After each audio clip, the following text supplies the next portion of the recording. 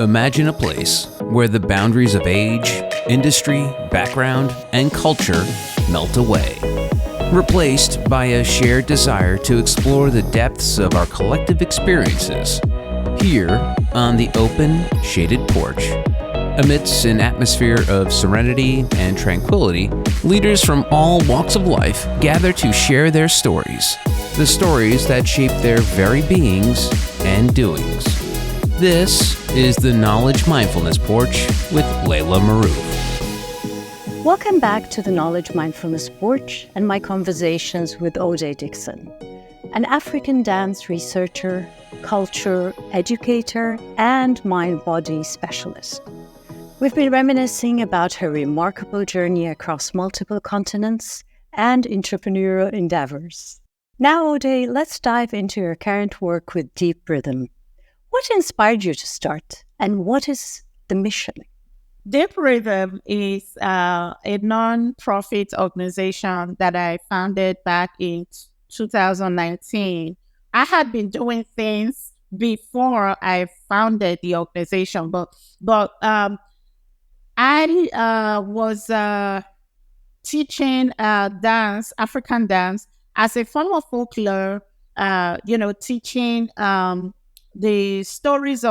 the story of Africa in a folklore way through dance. So I was doing that like an independent artist for a while. And then when I incorporated Deep Rhythm, with Deep Rhythm, it included doing some more research on just the whole African Renaissance. So there's a whole African Renaissance that is like going on right now, how the continent of Africa, where of course I'm from, had been relegated for so long. And I wanted to, from my own perspective, get a little bit deeper into what was this whole oppression and all of the things that Africa has suffered, and what can we contribute to the African Renaissance, whether it's by teaching African folklore, African dance, or other aspects where Africa can be advanced.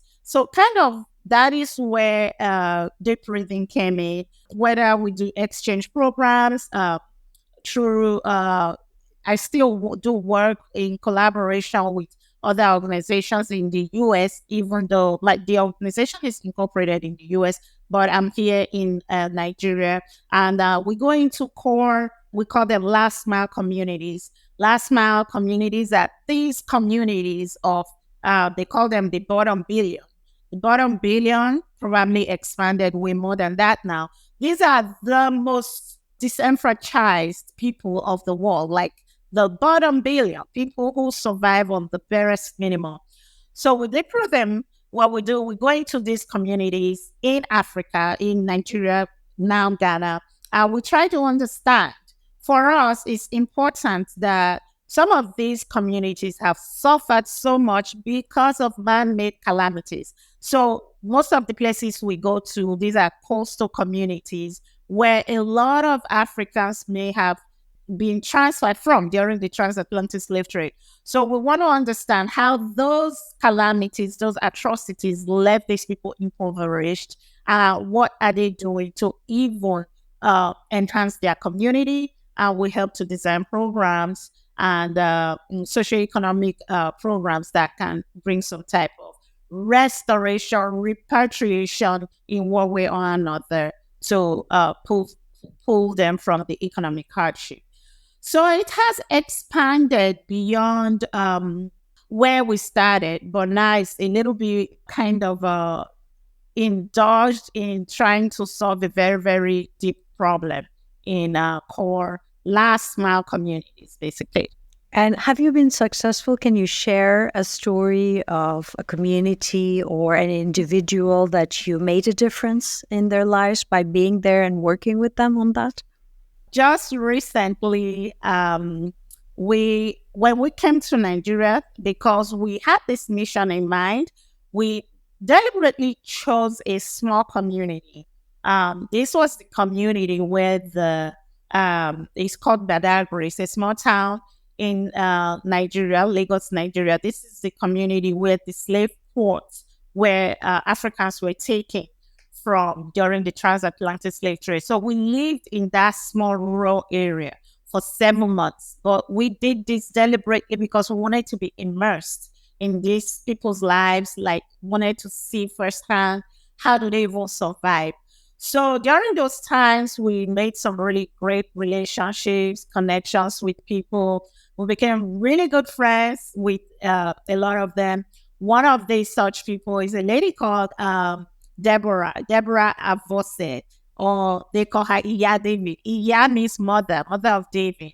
So Iya David, Deborah, she weaves mats. She hand weaves mats. So these hand woven mats that are made from like a raffia material. And this material that she uses is a reed, the reed that grows along the riverbanks. So this reed grows along the Badagry Creek. And she has a little area, like a little farm that her husband has passed on. But this was a farm, like a property that her husband acquired and passed on to her. So she goes and she harvests these reeds. She harvests them so delicately in a way that when she cuts them, like she just planted, these things were planted one time and that's it. It's not anything that you harvest and you have to go replant again. No, she harvests them in a way that they regenerate by themselves. They will grow back by themselves. So she harvests these reeds so meticulously, and then there's the way she dries them, and after drying them, she weaves them into these really cute mats. What's so fascinating, because I bought the mats from her, put them on I decorated my little area with it. I should have sent you a picture. I'm going to send you one. I'm going to send you a picture. But anyways, so I was like, oh my goodness, this is amazing. So we did a story where we went with Deborah to her farm. We rode on a canoe, went deep into the creek side, spent the entire day with her, watch how she does the process of harvesting the whole night. And now Landscape Magazine in Canada did a call for stewards of the world, people who are really the caretakers of our world, in a world that has been so devastated with corporate greeds and just taking away from our world. And all of a sudden, everybody's panic. Oh my God, the sun is heating up. Let's do something about it. Well, for 50, 100 years, they've been telling you what you're doing is destroying the world, but because of greed, corporations just refuse to listen. But you have people like Deborah who delicately takes care of our world. And Landscape Magazine, they just mind blown. They asked me to submit the story, and they are working on publishing it now. So that's one way that we do work, by just highlighting the story of these people. Like, they are the most underrated, the most unappreciated of our world. Yet these are people who are taking good care of our planet, and so that's one way we recently did it.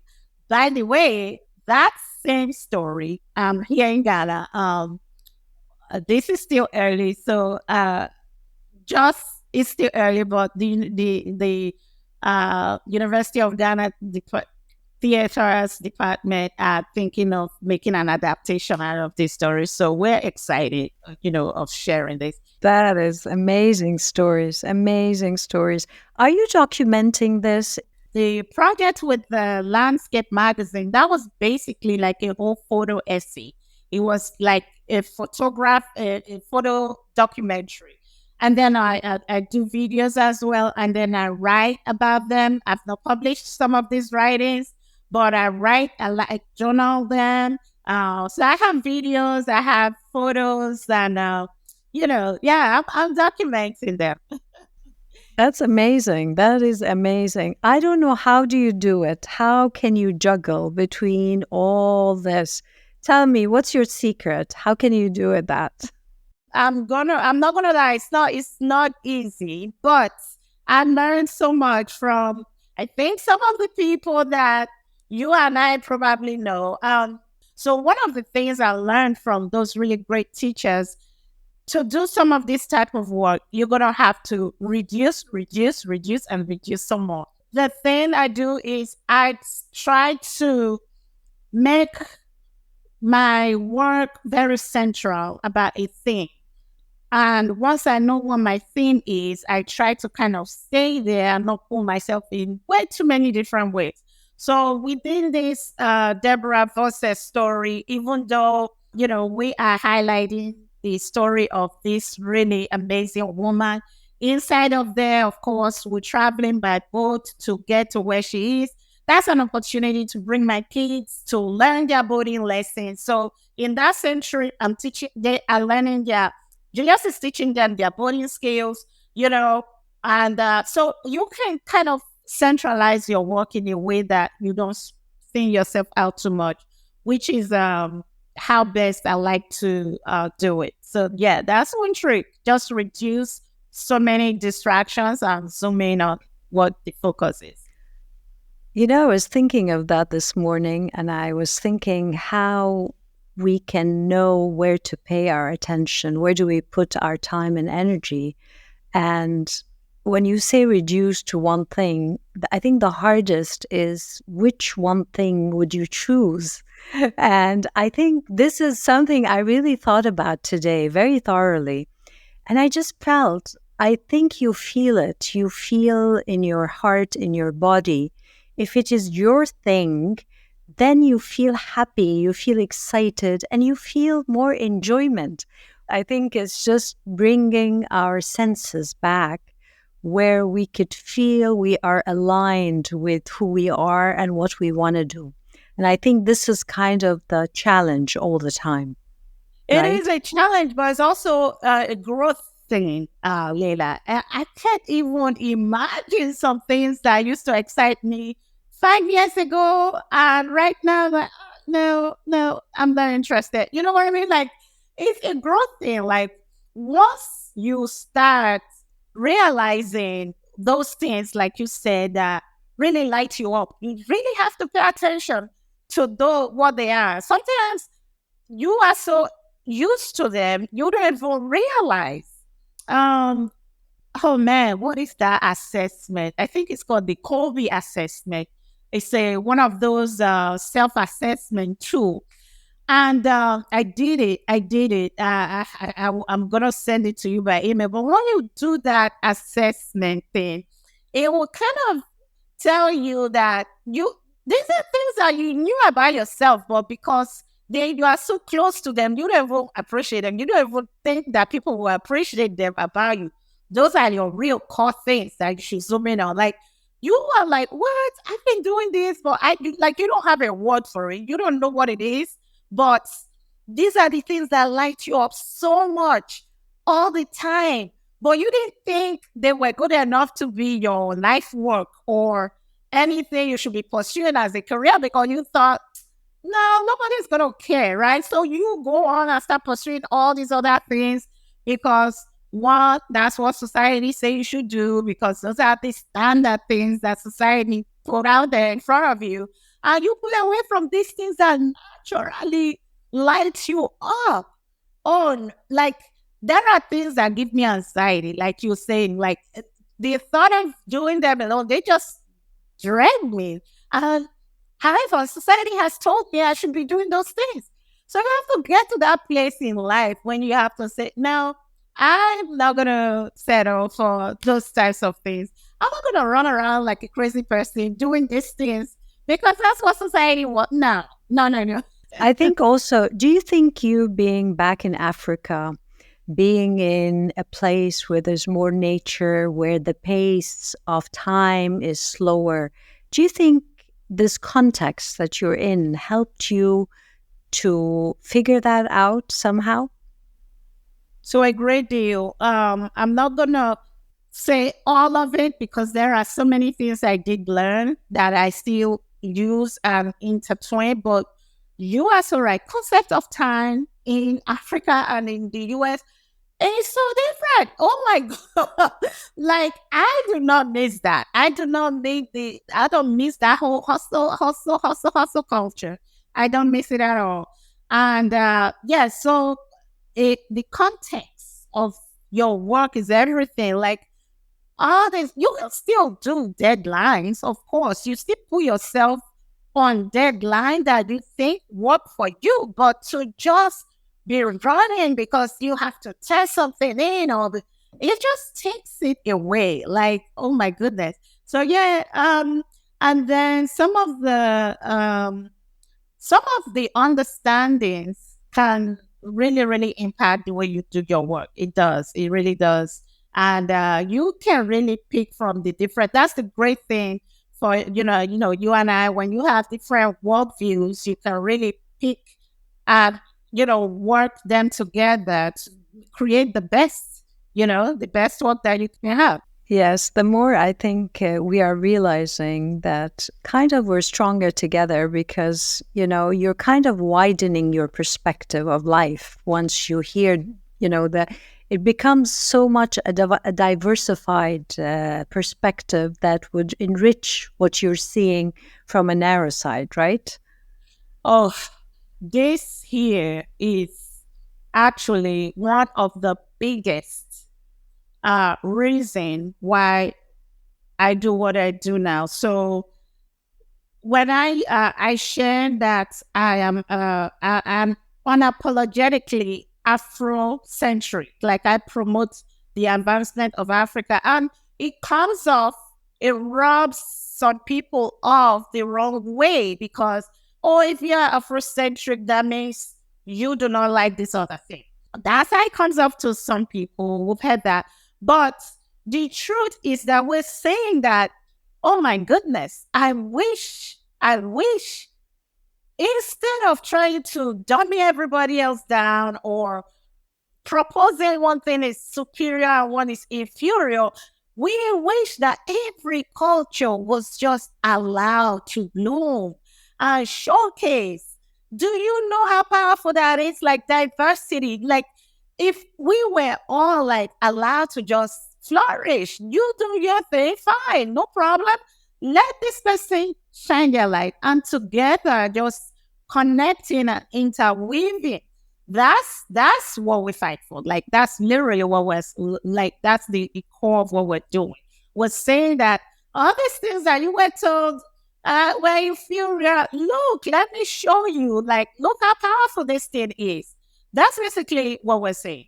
That's the whole idea of what you're saying. Like, it's so powerful how the different worlds. I feel like we would have been light years ahead of where we are today. To be honest, I feel like some of these cultural ideas held us back as a human race.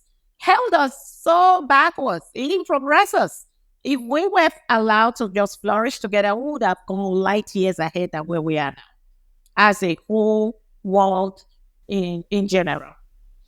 I think even in the book, Knowledge Mindfulness, I kind of talked about looking at the similarities in humanity, looking at the similarities. Yes, the differences are enriching because everyone is unique. Everyone can really add to the picture.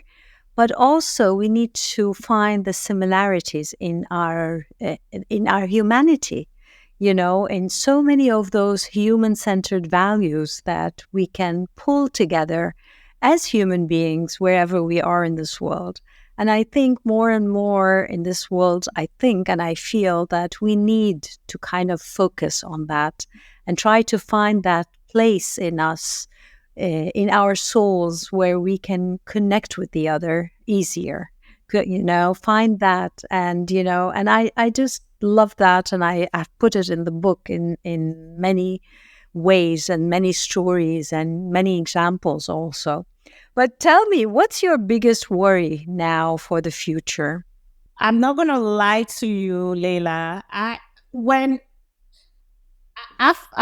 took myself away from so many things that really give me worry, and minimize a lot of the amount of news and interferences in our world. And I joke to my husband all the time.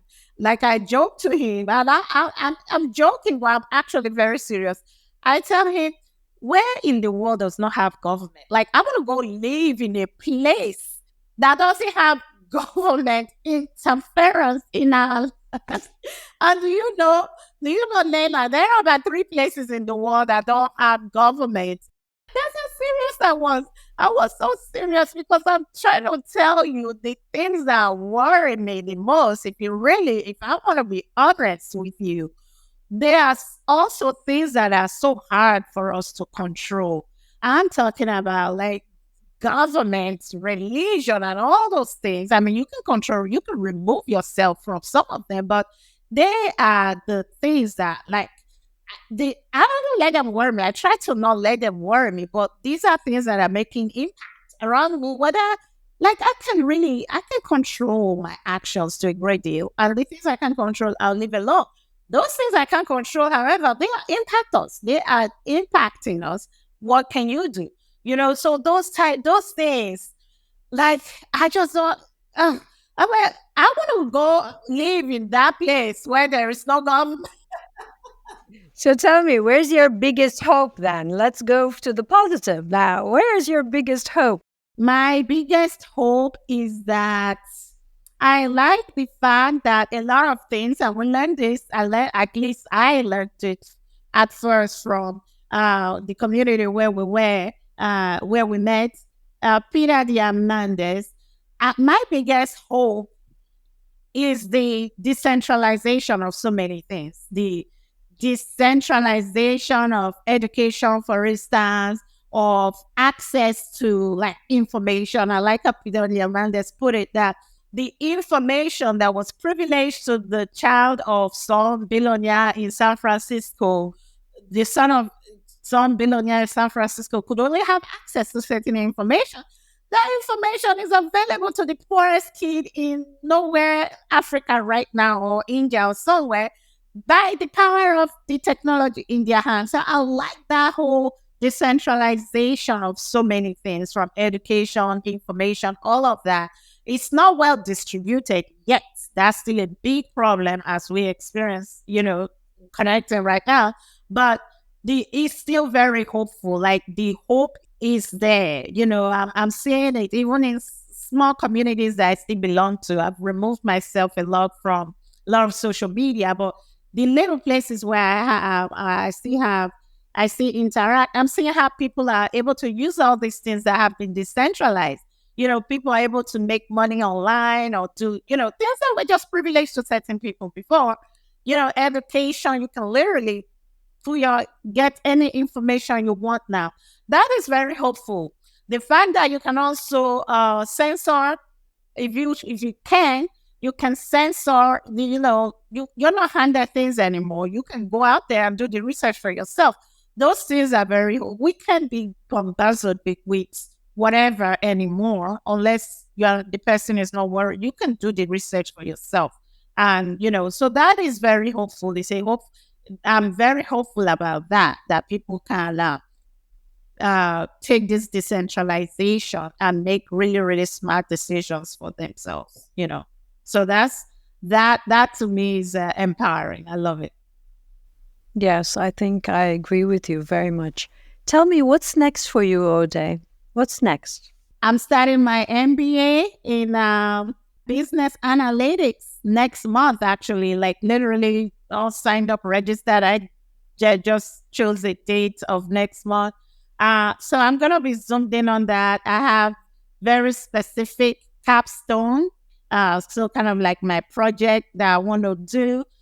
We are still boarding, like, we did, we boarded Lagos extensively, over 1,000 hours on the backwaters and the intercoastal waterways of Lagos. So now my husband and I and the entire family, we're getting ready to venture into the Atlantic Ocean. So we're going to be exploring the Volta River here in Ghana, a small town called Adafoa, where the Volta River is a beautiful river, connects the Atlantic Ocean. We're going to be exploring the Volta River into the Atlantic Ocean. We'll actually be on the land side.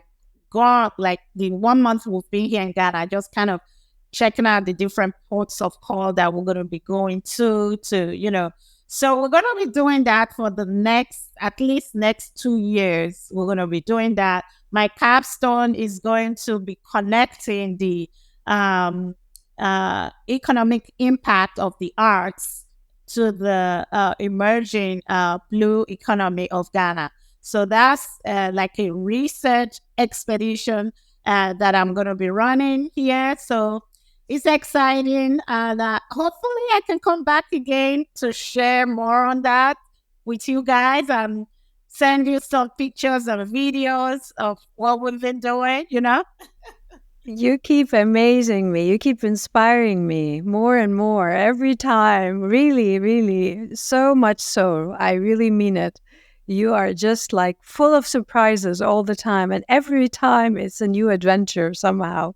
But you keep to connecting the dots. I see that all of this, there's a thread of the excitement for learning all the time, either from an online course or even what you're doing is all experiential learning yourself, not even with your kids. So if you want to give one advice to the educators because of your experience, because of what you're going through every day, about the new way of education, what would you advise them? Oh, the very first thing, please, no two children are like, not even brothers, as we've seen in my own children's cases. These children have their own interests. Do you really think a teacher with 22 children in one class has that time to really delve into your child's interest? I don't think so. So there is a whole explosion of what they call micro schools in, I think they're very popular in Florida, Nevada, and another state in the US. For this reason, like classes where the children, you can really understand each child's interests. I don't know where they could have the traditional education system. I don't know. Well, we know why. It was designed for a whole different era. It was designed to kind of like roll children through the conveyor belt into the industrial revolution age. Is outdated. It's outdated. You got to see what the child is interested in. And it may change. The child's interest may change. Let the child guide you. By the way, my first son's interest in cooking, that was because he loves to cook. He has to do dishes. I tell him, we have to clean dishes now, but he loves to cook. And he jumped on it, right? And you have to really see what your child is enjoying doing. And you have to let them guide you before you know it, because it's something that they love. You will never stress. They will just it will just play out. It will play out. So for every educator out there, let the child guide you. You are going to help them with the tools they need, but don't think that because you are the adult in that situation, you got to give them the rules, you got to do this. No, it doesn't work like that. At the end of the day, they will just be frustrated, and the results are in so many mental health issues that has resulted from the way the education system is in the US, for example, You leave us with that, with a personalized approach to education. It is a must. It is a must. It's time to change, definitely. And I can't thank you, Ode, enough for today's real enriching learning experience. Even, just by listening to you, I can't even imagine how it feels that you're there in Nigeria, in Africa, just, learning from the communities, giving back to the communities. And I think you're doing a great, great job, and you keep inspiring me. And thank you so, so much for being with us here today. Thank you, Laila. I've enjoyed my time with you. I missed you so much. Please, let's stay connected. Send me that book. I want to read it, and I will send you some pictures. Thank you. Thank you, Ode. Thank you so, so much. And that concludes this week's Knowledge Mindfulness Porch. I hope you enjoyed the show. If you did, make sure to subscribe so you won't miss any new episodes. If you have a moment, we would greatly appreciate it if you could leave us a review, helping other amazing individuals like yourself discover us. Thanks for listening. See you next time.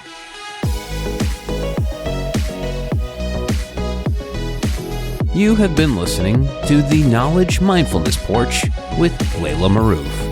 If you want to join the movement of knowledge mindfulness and shape the world of tomorrow, go to drlailamarouf.com. The Knowledge Mindfulness Porch is a production of Forbes Books.